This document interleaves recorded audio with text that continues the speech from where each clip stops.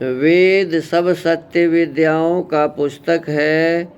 वेद का पढ़ना पढ़ाना और सुनना सुनाना सब आर्यों का परम धर्म है।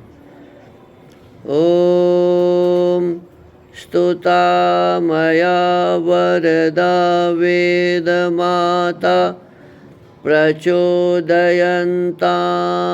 पावमानि द्विजानाम् आयोः प्राणं प्रजां पशुं कीर्तिं द्रविणं ब्रह्मवर्चसं मह्यं दत्त्वा व्रजत ब्रह्मलोकम्। इदानीं वेदपाठो भविष्यति। अद्य ऋग्वेदस्य द्वितीयं मण्डलस्य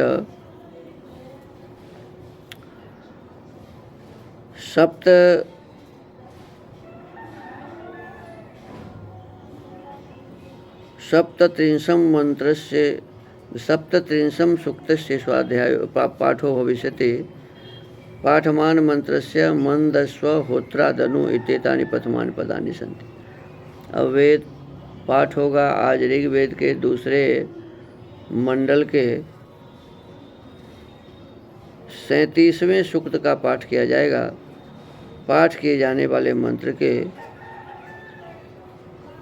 मंदस्व होत्रादनु ये प्रारंभिक पद हैं।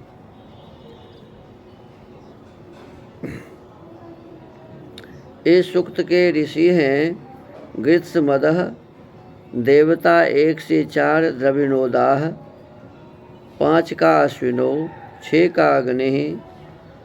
छंद है 1 और 5 का निश्चित जगति, 2 का जगति, 3 का विराट जगति, 4 और 6 का भौतिक त्रिष्टुप। स्वर है 1 से 3 और 5 का निषादः, 4 और 6 का धैवतः।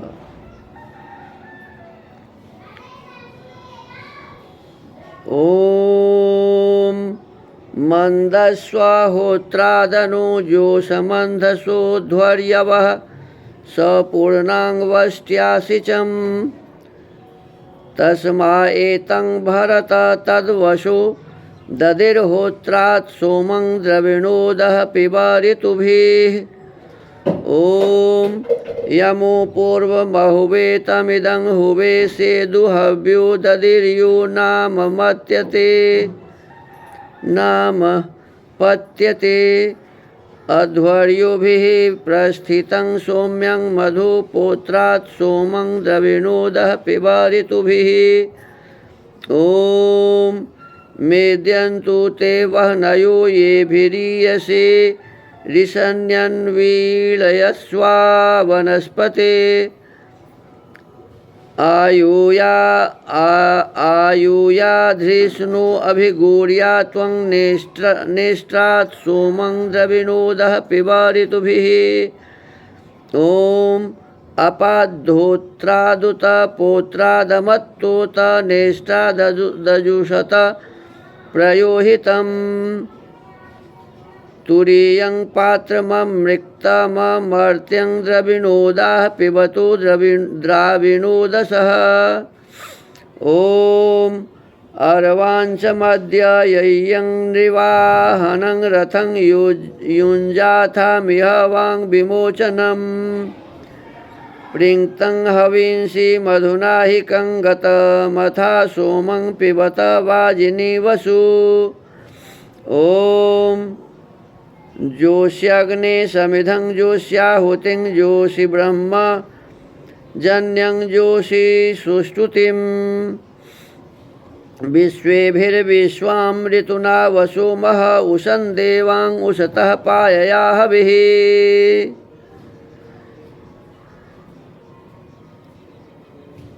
इति वेदपाठः।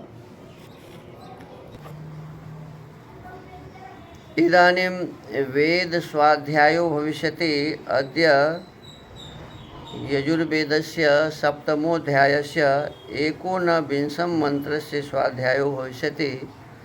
स्वाध्यायमान मंत्रस्य ये देवासो दिव्येकादश इत्येतानि प्रथमानि पदानि सन्ति। अब वेद स्वाध्याय होगा। आज यजुर्वेद के 7वें अध्याय के 19वें मंत्र का स्वाध्याय किया जाएगा। स्वाध्याय किए जाने वाले मंत्र के ये देवासो दिव्य एकादश ये प्रारंभिक पद हैं। ओम ये देवासो दिव्य एकादशस्थ पृथिव्या मध्ये एकादशस्थ महिनैकादशस्थ ते देवासो यज्ञमिमं जुषध्वम्। इस मंत्र के ऋषि हैं ये देवास इत्यस्य वत्सारः काश्यप ऋषिः विश्वे देवा देवताः भूरि गार्षि पंक्तिश्छन्दः दैवतः स्वरः अथ राज सम्यजन इत्यमाह। अब राजा और सभासदों के काम अगले मंत्र में कहे हैं।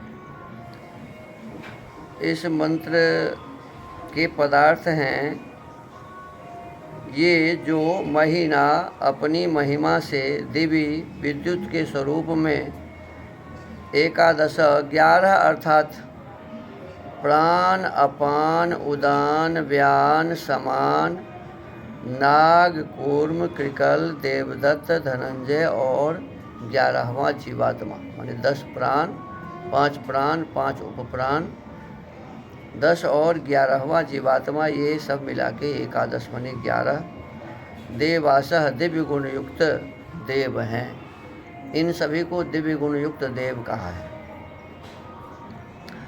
पृथिव्याम भूमि के अधि ऊपर एकादश 11 अर्थात पृथ्वी जल अग्नि पवन आकाश आदित्य चंद्रमा नक्षत्र अहंकार महत्त्व और प्रकृति स्थ हैं। माने ये 11 में गिनाया 5 तो महाभूत है पृथ्वी जल अग्नि वायु आकाश और फिर सूर्य चंद्र नक्षत्र अहंकार महत्त्व और प्रकृति तो 3 3 6 और 5 11 स्थ हैं तथा अपसुक्षितः प्राणों में ठहरने वाले एकादश कहते हैं 11 जैसे श्रोत्र माने कान त्वक त्वचा चक्षु दोनों आँख जिह्वा जीभ नासिका नाक वाणी हाथ पाँव गुदा लिंग और मन स्थ हैं। ते वे जैसे अपने अपने कामों में वर्तमान हैं वैसे देवासह राजसभा के सभासदों आप लोग यथा योग्य अपने अपने कामों में वर्तमान होकर इमम इस यज्ञम राज और प्रजा संबंधी व्यवहार का जुषध्वम सेवन किया करें। देखिए जितनी भी बातें ऊपर बताई गई जैसे 10 प्राण हैं और 11वां जीवात्मा है तो ये जैसे हर क्षण काम में लगे होते हैं। कहते हैं जिस प्रकार से पृथ्वी जल अग्नि वायु आकाश आदित्य चंद्रमा नक्षत्र अहंकार महत्त्व और प्रकृति ये हर क्षण काम करते हैं तथा जैसे हमारे ये शरीर में जो 5 ज्ञानेंद्रियाँ और 5 कर्मेंद्रियाँ हैं ये जैसे हमेशा काम करते रहते हैं वैसे ही हमारे जो सभा हैं हमारे जो राज्य हैं हमारे जो देश हैं तो इसके जो कर्णधार हैं इसके जो सभासद हैं इन्हें भी हर क्षण काम करते रहना चाहिए। जैसे यदि कोई परिवार है, परिवार में जो सदस्य हैं, परिवार के जो मुखिया हैं, तो इन सबको कैसे हर क्षण अपने इस जीवन को श्रेष्ठ बनाने के लिए काम करते रहना चाहिए। तो इस प्रकार से अनेक प्रकार के ऐश्वर्य को प्राप्त करने के लिए हमें हर क्षण कार्य करते रहने पड़ते हैं। यही भाव इसमें है। इस मंत्र में वाचक् लुप्तोपमा अलंकार है। जैसे अपने अपने कामों में प्रवृत्त हुए अंतरिक्षादिकों में सब पदार्थ हैं, कहते जो भी पदार्थ हैं संसार में सब अपने अपने कामों में लगे हुए हैं। वैसे राजसभासदों को चाहिए कि अपने अपने न्याय मार्ग में प्रवृत्त रहें। न्याय मार्ग में कहा, अन्याय मार्ग में नहीं। बहुत सारे लोग विचारते ही नहीं है कि क्या न्याय क्या अन्याय, क्या अच्छा क्या बुरा, बस सीधा अपना चलते रहते हैं। तो ऐसा नहीं, विचार कर कि ये न्यायपूर्वक कार्य है तो करना चाहिए, ये न्यायपूर्वक कार्य नहीं है तो नहीं करना चाहिए। तो इस प्रकार से आज इस वेद स्वाध्याय के क्रम को यही विराम देते हैं। ओम। महर्षि दयानंद सरस्वती जी ने सत्यार्थ प्रकाश की रचना की है और इस सत्यार्थ प्रकाश के छठे समोल्लास का इस समय हम सभी स्वाध्याय कर रहे हैं। पिछले दिनों बताया गया था कि अधिकारी जन जो हैं, कैसे कैसे अधिकारियों को क्या क्या अधिकार देना चाहिए। अब इसी विषय वस्तु को आगे बढ़ा रहे हैं कि प्रजा से वार्षिक कर आदि कैसे लेनी चाहिए, कैसे राज्य कार्य को ठीक से चलाना चाहिए। कहते हैं पुरोहित और ऋत्विज का स्वीकार कर इसलिए करें कि वे अग्निहोत्र और पक्षेष्टि आदि सब राजघर के कर्म किया करें और आप सर्वदा राजकार्य में तत्पर रहें। अर्थात यही राजा का संध्योपासन आदि कर्म है, जो रात दिन राजकार्य में पवित्र रहना और कोई राजकाम बिगड़ने न देना। देखिए, जिसका जो कर्तव्य है, जिसका जो दायित्व है, वही उसके संध्या है, वही उसके हवन है, वही उसके सब कुछ है। तो अपने अपने कर्तव्य कर्मों को निश्चित रूप से करें। जो वेद का आदेश है उस आदेश के अनुसार हमको बरतना चाहिए। तो उसके लिए बताया हुआ है कि गृहस्थ का क्या कर्म है, वानप्रस्थ का क्या कर्म है, संन्यास का क्या कर्म है, ब्रह्मचर्य का क्या कर्म, ब्रह्मचारियों का क्या कर्तव्य है, सब बताया हुआ है। तो उसके हिसाब से हमें करना चाहिए। और विशेष प्रकार से जब हम दायित्व देता है कोई हमें, तो उस दायित्व का निर्वाह यदि हम ठीक से करते हैं तो यही हमारा नियम का पालन है। तो आज करते हैं सांवत्सरिकमाप्तैश्च राष्ट्रादाहारयेत् बलिं स्याच्चाम्नाय परो लोके वर्तेत पितृवन्निषु अध्यक्षान् विविधान् कुर्यात् तत्र तत्र विपश्चितः तेस्य सर्वाण्यवेक्षेरन् नृणां कार्याणि कुर्वताम्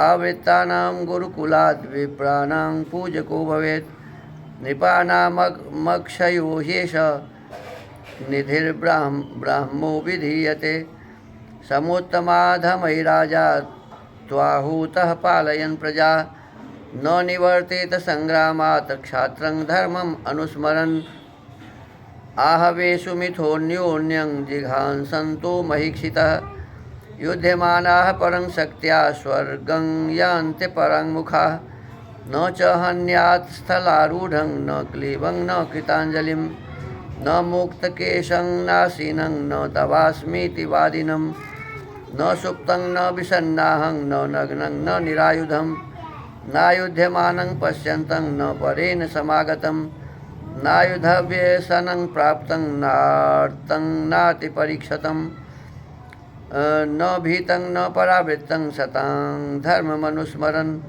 यस्तु भीतः परावृत्तः संग्रामे हन्यते परैः भर्तुर्यद् दुष्कृतं किंचित् तत्सर्वं प्रतिपद्यते यच्चास्य सुकृतं किंचिदमुत्रार्थमुपार्जितं भर्ता तत्सर्वमादत्ते परावृत्त हतसितु रथा स्वंहस्तिनं क्षत्रं धनं धान्यं पशून् स्त्रियः सर्वद्रव्याणि कुप्यं च यो यज्जयति तस्य तत्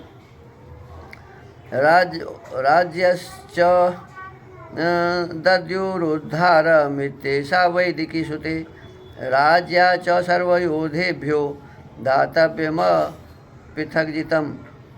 प्रजा से वार्षिक कर आप्त पुरुषों के द्वारा ग्रहण करें। कहते हैं सबको लेने का अधिकार नहीं है, आप्त पुरुष कहते हैं जो छली नहीं हो, कपटी नहीं हो, किसी प्रकार की कमी जिसमें न हो, विद्वान हो, समझदारी जिसके पास हो, ऐसे घूसखोर न हो, ऐसे व्यक्ति को कर लेने का अधिकार का है। और सभापति रूप राजा आदि प्रधान पुरुष हैं, वे सब तथा सभा वेदानुकूल होकर प्रजा के साथ पिता के समान बरतें। माने सभा प्रजा के साथ पिता के समान बरते हैं। ऐसा जैसे पुत्र का की उन्नति चाहता है, ऐसे ही राजा और राज्यसभा पुत्रवत सभी अपने राज्य के जो भी जन हैं, लोग हैं, सबके साथ बढ़ते हैं। उस राज्य कार्य में विविध प्रकार के विद्वान अध्यक्षों को सभा नियत करे। इनका यही काम है।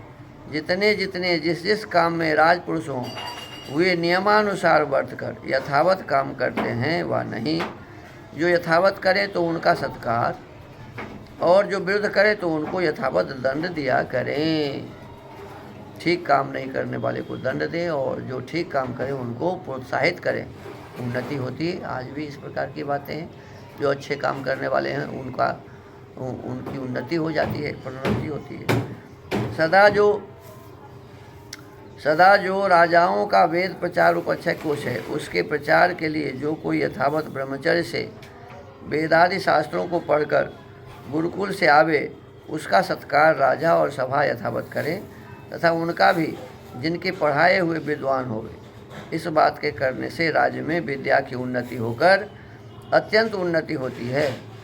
ये भी कार्य राज्यसभा का और राजा का है कि जो पढ़ाई करके आते हैं और पढ़ने में अच्छे हैं और वो उच्च श्रेणी में आ गए तो उनका सम्मान हो, और ऐसे ही जो पढ़ाने वाले हैं गुरुजन, उनका भी सम्मान हो। जब कभी प्रजा का पालन करने वाले राजा को कोई अपने से छोटा, तुल्य और उत्तम संग्राम में आह्वान करे तो क्षत्रियों के धर्म का स्मरण करके संग्राम में जाने से कभी निवृत्त न हो, अर्थात बड़ी चतुराई के साथ उनसे युद्ध करे जिससे अपना ही विजय हो।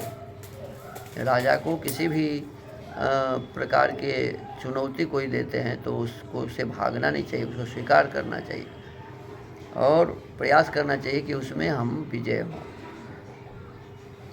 जो संग्रामों में एक दूसरे को हरण करने की इच्छा करते हुए राजा लोग जितना अपना सामर्थ्य हो बिना डर पीठ न दिखा युद्ध करते हैं, वे सुख को प्राप्त होते हैं। इससे विमुख कभी न हो, किंतु कभी कभी शत्रु को जीतने के लिए उनके सामने से छिप जाना उचित है, क्योंकि जिस प्रकार से शत्रु को जीत सके वैसे काम करे। जैसा सिंह क्रोध में सामने आकर शस्त्राग्नि में शीघ्र भस्म हो जाता है, वैसे मूर्खता से नष्ट भस्म न हो जावे। राजा को बहुत ही समझदारी से काम करना चाहिए। सैनिकों को, कमांडर आदि हैं, इन सबको बहुत ही समझदारी से काम करना चाहिए। अब कहते हैं कैसे लोगों को दंड नहीं देना चाहिए। कहते हैं युद्ध समय में न इधर उधर खड़े, न नपुंसक, न हाथ जोड़े हुए, न जिसके सिर के बाल खुल गए हों, न बैठे हुए, न मैं तेरे शरण हूँ ऐसा को दंड न देवे, न सोते हुए, न मूर्छा को प्राप्त हुए, न नग्न हुए, न आयुध से रहित, न युद्ध करते हुए को देखने वालों को, न शत्रु के साथी को। इस प्रकार से हमें दंड नहीं देना चाहिए। न आयुध के प्रहार से पीड़ा को प्राप्त हुए, न दुखी, न अत्यंत घायल, न डरे हुए और न पलायन करते हुए पुरुष को सत्पुरुषों के धर्म का स्मरण करते हुए योद्धा लोग कभी मारें, किंतु उनको पकड़ के जो अच्छे हों बंदी गृह में रख दे और भोजन आच्छादन यथावत देवे, और जो घायल हुए हों उनकी औषधादि विधिपूर्वक करें, न उनको चिढ़ावे न दुख देवे, जो उनके योग्य काम हो करावे। विशेष इस पर ध्यान रखें कि स्त्री, बालक, वृद्ध और आतुर तथा शोक युक्त पुरुषों पर शस्त्र कभी न चलावे। उनके लड़के बालों को अपनी संतानवत पालें और स्त्रियों को भी पालें। उनको अपनी माँ, बहन और कन्या के समान समझें। कभी विषयासक्ति की दृष्टि भी न देखे। जब राज्य अच्छे प्रकार जम जाए और जिनमें पुनः पुनः युद्ध करने की शंका न हो, उनको सत्कार पूर्वक छोड़कर अपने अपने घर व देश को भेज देवे, और जिनसे भविष्यत काल में विघ्न होकर होना संभव हो, उनको सदा कारागार में रखें। और जो पलायन अर्थात भागे और डरा हुआ भृत्य शत्रुओं से मारा जाए, वह उस स्वामी के अपराध को प्राप्त होकर दंडनीय होवे। और जो उसकी प्रतिष्ठा है, जिससे इस लोक और परलोक में सुख होने वाला था, उसको उसका स्वामी ले लेता है। जो भागा हुआ मारा जाए, उसको कुछ भी सुख नहीं होता, उसका पुण्य फल सब नष्ट हो जाता है, और उस प्रतिष्ठा को वह प्राप्त हो जिसने धर्म से यथावत युद्ध किया हो। इस व्यवस्था को कभी न तोड़े कि जो लड़ाई में जिस जिस भृत्य व अध्यक्ष ने रथ, घोड़े, हाथी, छत्र, धन, धान्य, गाय आदि पशु और स्त्रियां तथा अन्य प्रकार के सब द्रव्य और घी, तेल आदि के कुप्पे जीते हों, वही उसका ग्रहण करें। परंतु सेनास्थ जन भी उन जीते हुए पदार्थों में से 16वां भाग राजा को देवें, और राजा भी सेनास्थ योद्धाओं को उस धन में से जो सबने मिल के जीता हो है 16वां भाग देवे, और जो कोई युद्ध में मर गया हो, उसकी स्त्री और संतान को उसका भाग देवे, और उसके स्त्री तथा असमर्थ लड़कों का यथावत पालन करे। जब उसके लड़के समर्थ हो जाएं, तब उनको यथायोग्य अधिकार देवे। जो कोई अपने राज्य की रक्षा, वृद्धि, प्रतिष्ठा, विजय और आनंद वृद्धि की इच्छा रखता है हो, वह इस मर्यादा का उल्लंघन कभी न करे। तो इस प्रकार से मनु महाराज ने अपने मनु स्मृति में ये लिखा है, और उसी को यहाँ भगवान दयानंद दे रहे हैं। तो हमको आपको इस पर विचार करना चाहिए। आज भी ये सभी हो रहे हैं, थोड़ा सा इधर उधर की बातें हो गई है, नहीं तो यदि कोई इस प्रकार के व्यक्ति शहीद हो जाते हैं तो उनके परिवारजनों को नौकरी दिया जाता है, उनकी पत्नी को पेंशन दिया जाता है, सब प्रकार से उनका ख्याल रखा जाता है, सब काम हो रहे हैं। तो किसी भी सरकारी व्यवस्था में कोई यदि इस प्रकार से मर जाते हैं तो उसके परिवार के लोगों का भरण पोषण करने का सरकार ठेका लेती है। तो इस प्रकार से हमको आपको विशेष रूप से यह जानना चाहिए, समझना चाहिए, और इसी के हिसाब से अपने राज्य का पालन करना चाहिए।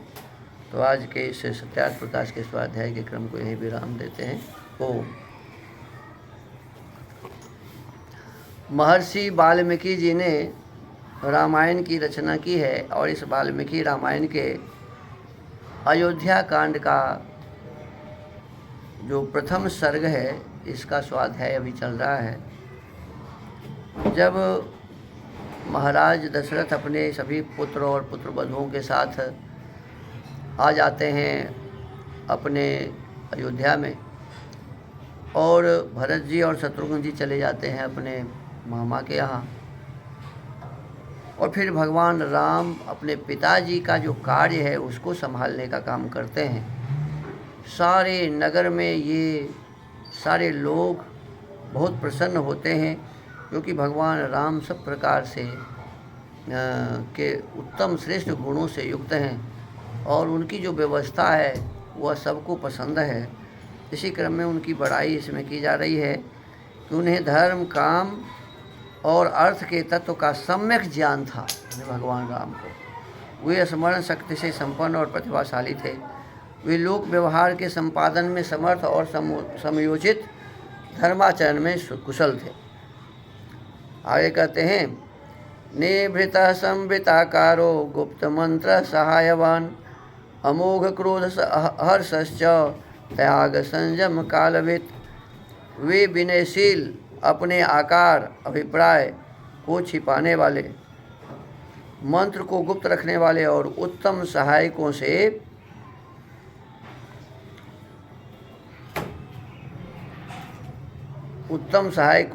संपन्न थे। उनका क्रोध अथवा हर्ष निष्फल नहीं होता था। वे वस्तुओं के त्याग और संग्रह के अवसर को भली भांति जानते थे।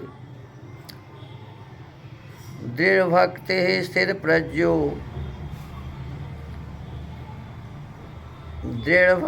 स्थिर प्रज्ञो नासद्ग्राही न दुर्वचः निस्तंद्रीरप्रमत्तश्च स्वदोष पर दोषवित्। गुरुजनों के प्रति उनकी दृढ़ भक्ति थी। देखिए, आज सबसे कम इसी बात की, गुरुजनों के प्रति लोगों की भक्ति प्रायः नहीं रही। वे स्थिति प्रज्ञ थे और असद वस्तुओं को कभी ग्रहण नहीं करते थे। उनके मुख से कभी दुर्वचन नहीं निकलता था। वे आलस्य रहित, देखिए भगवान राम के लिए कहा जाता है कि वो आलस्य रहित थे, उनमें आलस्य नहीं था। प्रमाद शून्य तथा अपने और पराये मनुष्यों के दोषों को अच्छी प्रकार जानने वाले थे। अपने में भी यदि उन्हें कोई अवगुण था, दोष था, तो उसको भी वो जानते थे, और दूसरों के भीतर भी जो दोष है उसको भी वो जानते थे।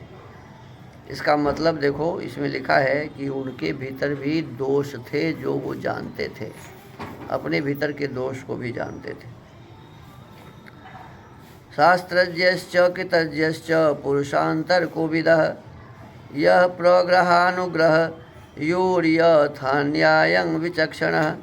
वे शास्त्रों के ज्ञाता, 4 वेद और 6 वेद के अंग, इसकी जानकारी तो उन्हें थी ही, पहले ही इसी में कहा गया, और अब कहा जा रहा है कि उन्हें शास्त्रों का भी ज्ञान था। योग, सांख्य, न्याय, वैशेषिक, वेदांत, मीमांसा, सभी जो 6 शास्त्र हैं सभी को वो जानते थे। शास्त्रों के ज्ञाता, उपकारियों के प्रति कृतज्ञ, जो उनका उपकार करता था उनके प्रति कृतज्ञता का ध्यान रखते थे, तथा पुरुषों के तारतम्य को अथवा दूसरे पुरुषों के मनोभाव को जानने में कुशल थे। दूसरे के हृदय में क्या भावना चल रही है ये वो जानने में कुशल थे। यथा योग्य निग्रह और अनुग्रह करने में वे पूर्ण चतुर थे। सत्संग्रहानुग्रहणे स्थान विनिग्रहस्य च आयकर्मण्युपायज्य संदृष्ट व्यय कर्मवित्। उन्हें सत्पुरुषों के संग्रह और पालन तथा दुष्ट पुरुषों के निग्रह के अवसरों का ठीक ठीक ज्ञान था कि कौन सत्पुरुष है, कौन दुष्ट है, और दुष्ट पुरुषों से दूर रहना और सत्पुरुषों के साथ में लाना, उसका पालन करना, ये इसका पूरा ज्ञान था। धन की आय के उपायों को वे अच्छी तरह जानते थे, माने कैसे धन कमाया जाए ये भी वो ठीक से जानते थे। अर्थात फूलों को नष्ट न करके उनसे रस लेने वाले भ्रमरों की भांति वे प्रजाओं को कष्ट दिए बिना ही उनसे न्यायोचित धन का उपार्जन करने में कुशल थे। तो इसमें बताया गया है कि जैसे कोई भौरा बैठता है फूल पर, तो फूल का कोई नुकसान नहीं करता और उससे रस लेकर के उसका मधु बना डालता है। तो इस प्रकार के गुण भगवान राम में थे। और जब विवाह होता है तो मधुपर्क में यही विधि होती है। पत्नी जो बनने वाली है नई दुल्हन और पति जो बनने वाले हैं दूल्हे, उन दुल्हा को दुल्हन मधुपर्क देती है और उसमें यही कहती है कि जैसे मधुमक्खी मधु बनाने के लिए जो रस चूसते हैं फूल से, तो फूल का वो कोई बिगाड़ नहीं करता है। आप भी धन तो ज़रूर कमाएं अपने लिए, हमारे लिए, परिवार के लिए, परंतु जहाँ से धन कमाएं तो किसी को नुकसान दे के करके नहीं, किसी को परेशान करके नहीं, मधु के तरह, मधुमक्खी के तरह, जैसे वो फूल को बिगाड़े बिना ही रस ले लेती है, इसी प्रकार से आप धन कमाइएगा। तथा शास्त्र वर्णित व्यय कर्म का भी उन्हें ठीक ठीक ज्ञान था कि कहाँ खर्च करना चाहिए, कहाँ नहीं करना चाहिए, कितना करना चाहिए, कैसे करना चाहिए। श्रेष्ठ्यं चास्त्र समूहेषु प्राप्तो व्यामिश्रकेषु च अर्थधर्मौ च संगृह्य सुखतंत्रो न चालसः। उन्होंने सब प्रकार के अस्त्र समूहों तथा संस्कृत, प्राकृत आदि भाषाओं से मिश्रित नाटक आदि के ज्ञान में निपुणता प्राप्त की थी। वे अर्थ और धर्म का संग्रह पालन करते हुए तदनुकूल काम का सेवन करते थे और कभी आलस्य को पास नहीं फटकने देते थे। बार बार कहा जा रहा है कि भगवान राम के जीवन में आलस्य नाम का कोई चीज़ नहीं था। वो कभी भी अपने जीवन में आलस्य को नहीं आने देते थे। वैहारिकानां शिल्पानां विज्ञातार्थ विभागवित् आरोहे विनये चैव युक्तो वारणवाजिनां। विहार क्रीड़ा या मनोरंजन के उपयोग में आने वाले संगीत, वाद्य और चित्रकारी आदि शिल्पों के भी वे विशेषज्ञ थे। अर्थों के विभाजन का भी उन्हें सम्यक ज्ञान था। वे हाथियों और घोड़ों पर चढ़ने और उन्हें भांति भांति की चालों की शिक्षा देने में भी निपुण थे। सब प्रकार के घुड़सवारी आदि भी वो जानते थे। धनुर्वेद वेदांग श्रेष्ठो लोके ते रथ सम्मत अभियाता प्रहर्ता च सेना नय विशारद। श्री रामचंद्र जी इस श्लोक में धनुर्वेद के सभी विद्वानों में श्रेष्ठ थे। अब देखिए, उस समय कहा जा रहा है कि जितने भी विद्वान धनुर्धर हैं सब में ये श्रेष्ठ हैं। तो धनुर्वेद इस प्रकार से बचपन से ही वो धनुर्वेद का अभ्यास करते थे। अतिरथी वीर भी उनका विशेष सम्मान करते थे। शत्रु सेना पर आक्रमण और प्रहार करने में भी विशेष कुशल थे। सेना संचालन की नीति में उन्होंने अधिक निपुणता प्राप्त की थी कि कैसे अपने सेना का संचालन करना चाहिए। अप्रधृष्यश्च संग्रामे क्रुद्धैरपि सुरासुरे अनुसूयोजित क्रोधो न दृप्तो न च मत्सरी। संग्राम में कुपित होकर आए हुए समस्त देवता और असुर भी उनको परास्त नहीं कर सकते थे। उनमें दोष दृष्टि का सर्वथा अभाव था। वे क्रोध को जीत चुके थे। दर्प और ईर्ष्या का उनमें अत्यंत अभाव था। तो इस प्रकार से भगवान श्री रामचंद्र जी में जो गुण थे उस गुण का वर्णन अभी किया जा रहा है अयोध्या कांड के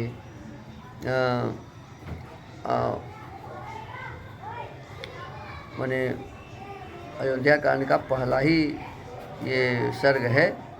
तो इसमें स्वामी भगवान राम के जो गुण हैं उसका वर्णन किया जा रहा है। तो आज के इस वाल्मीकि रामायण के स्वाध्याय के क्रम को यहीं विराम देते हैं। तो